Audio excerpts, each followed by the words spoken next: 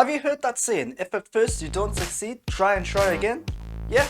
Well, in the film industry, that's not always the case. It's more like, if at first you do succeed, give it another shot and in a few years' time do it again because it worked once already. Today, I'm looking at reboots and remakes. Some franchises do not die, they keep going, and at some point the makers decide it's time to start again. Anyway, today I'm about to talk about the very best of these remakes and reboots. Specifically those that are better than the original one. Because yes, there are ones that are better. Sometimes Hollywood raids other mediums for inspiration, something to adapt from.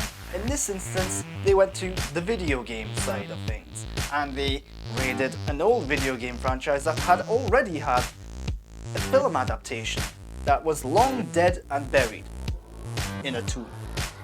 Bad jokes aside, it's Tomb Raider. So the Alicia Vikander Tomb Raider reboot of the movie side of things at least was based on the Tomb Raider reboot of the video games.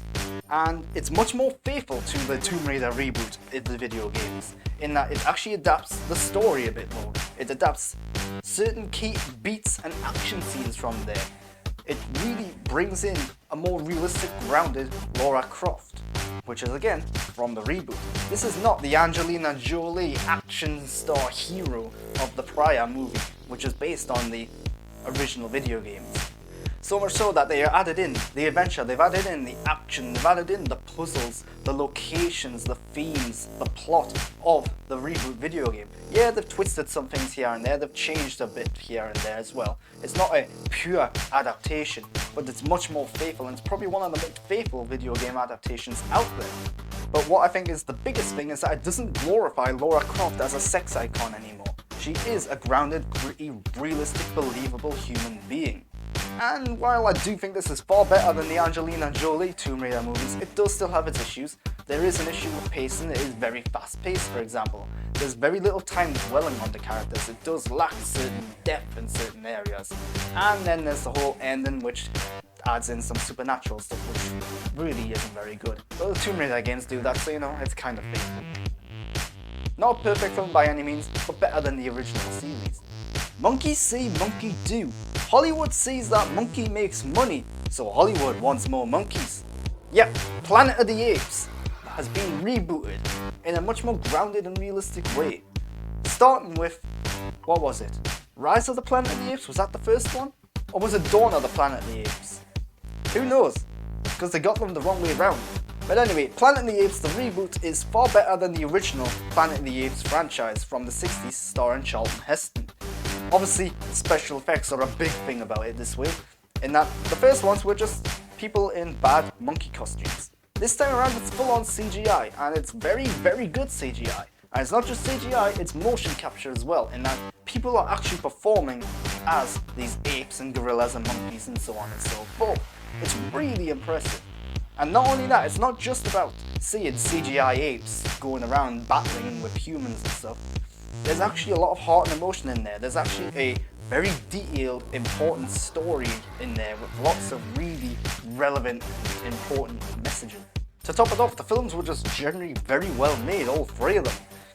Personally, I'm not a huge fan of them, but I do admire the craft that went into them. And as action movies, if that's what you want to reduce them to, they are fun and entertaining. But there's a bit more to them than that. Today, this is the franchise of all the franchises and all the films that I'm talking about that desperately needed to transform, and thank God it did. So buzzing its way in next is Bumblebee. So Bumblebee, a reboot of the Transformers film franchise. Although it's worth saying when it was being initially made, it was actually going to be a prequel. So they actually changed the mind basically after it was released that no, it's actually a reboot. Although it remains to be seen what's going to follow it up. We know we're getting another Transformers movie. But anyway, all the prior Michael Bay Transformers movies are garbage, plain and simple. They are awful, awful films. There are some shining moments in there, here and there, but on the whole, badly made, overly long, poor CGI, really, really bad inappropriate humour, and yeah, they're just a jumbled mess in many places. Bumblebee though, is basically a remake of The Iron Giant, but with Transformers, and in the 80s, and with Haley Steinfeld, and it's brilliant. Yeah, I actually really like this film. And I'm not a Transformers fan. I've got no love for the Transformers whatsoever, but this film is legitimately great. And it's because it actually goes back to what's really important. Yes, there are Transformers in there, yes, there is action in there, but it's actually about characters and story and emotion. And the biggest benefit of all is that it's not 5 hours long. Bond, Born Again. Or was it just Bourne, Jason Bourne? Regardless, Casino Royale rebooted the James Bond franchise and gave it a much more gritty, grounded outlook. And it proved hugely successful, especially for Daniel Craig, who starred as James Bond at the time, and who is still James Bond as of recording, and who was about to release No Time to Die. Fingers crossed. God, that film was taking ages to get out. But anyway, Casino Royale rebooted the franchise, made it much more grounded and much more gritty, and it actually did something different with James Bond. It didn't feel like it was just rehashing the whole James Bond formula. Later ones would kind of do that, which is a bit disappointing, but this one really did feel different and unique and special. And it did that primarily by making James Bond human. He wasn't a superhero. He didn't have this huge allure about him. He was a real person with emotions and feelings and so much more. But I don't want to talk about Casino Royale too much because you can check out my ranking of all the James Bond movies. It's up there somewhere. So go check that out if you want to hear me talk a lot more about this film.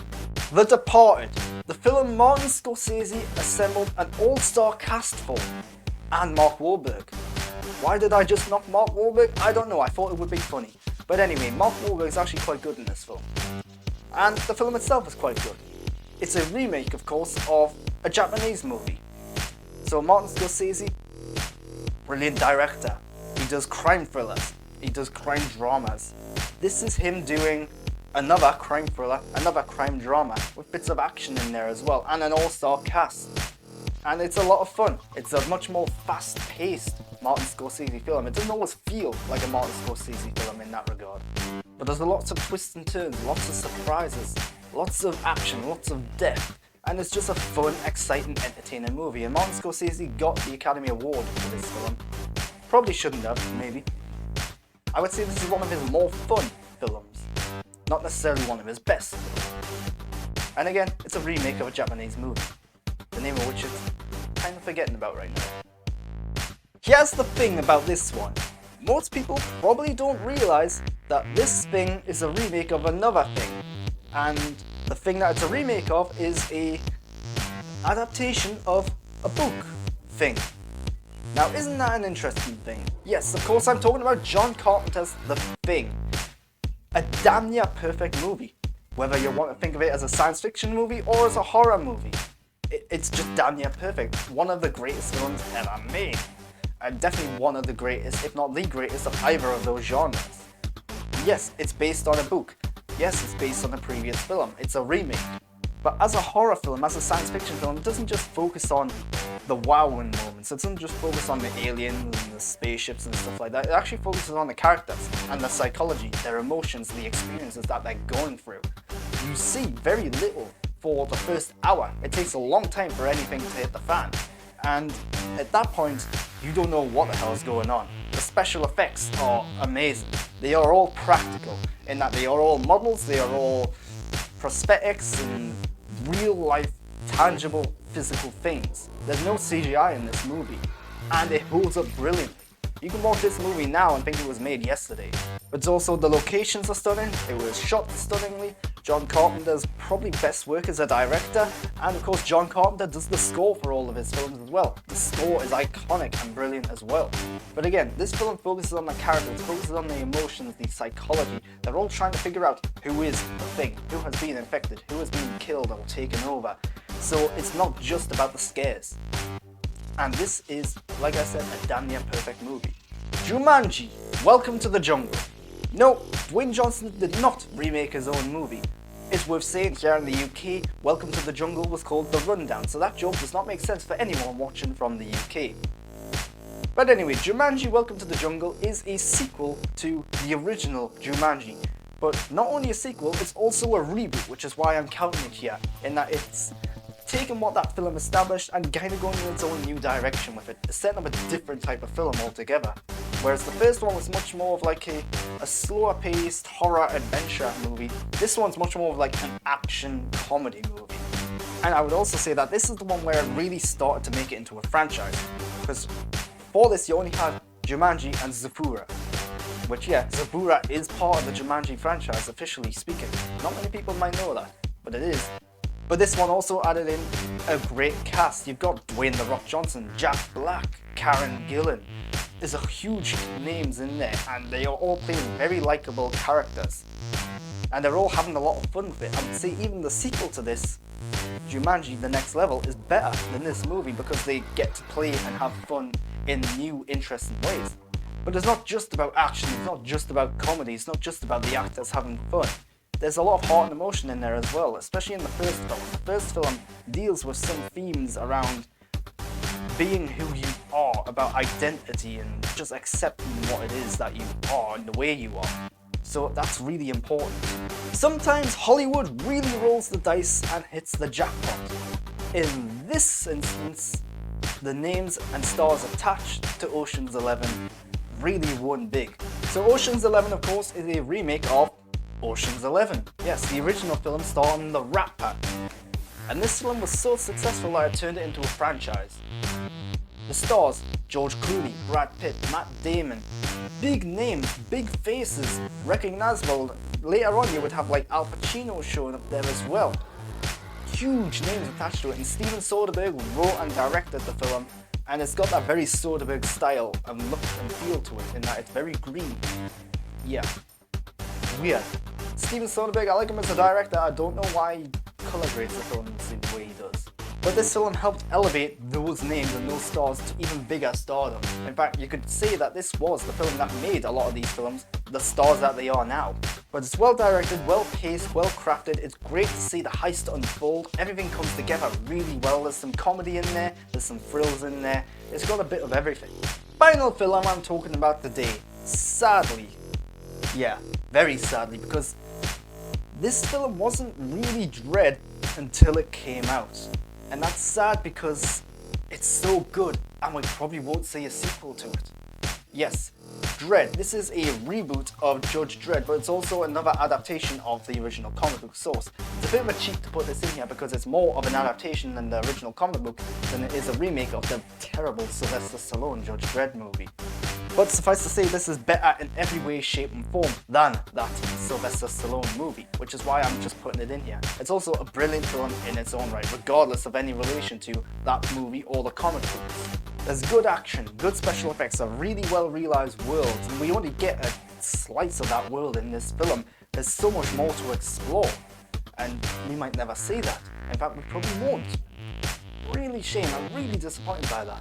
But still, great casting, good characterization. Carl Urban actually keeps his helmet on, and he manages to make Judge Dredd relatable and likable. Despite that, there's a lot of emotion coming from his mouth and jaw. That's one hell of a mouth and jaw. But ultimately, this is just a really good, action-packed, enjoyable little science fiction movie, and fingers crossed we might someday see another one. At this point, I doubt it. Anyway, those are the reboots and remakes that I think are better than the originals. You've probably got some of your own, so leave them in the comments. And why not subscribe to my channel to get more content like this? And of course, follow me on Twitter and Instagram at @the_GrantBurn to get all of my thoughts and opinions up to date as I have them. Until next time though, there will not be a remake or reboot of this video.